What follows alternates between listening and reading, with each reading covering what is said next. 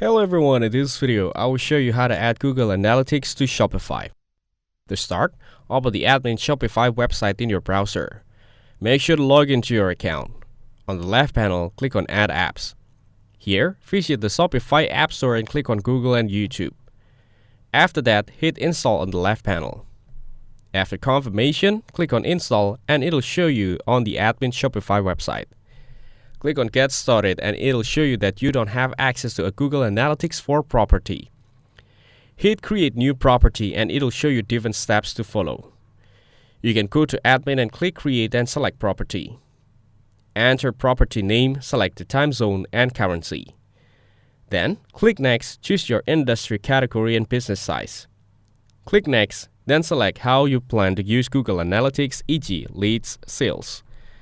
Next, click Create and accept the terms of service if prompted.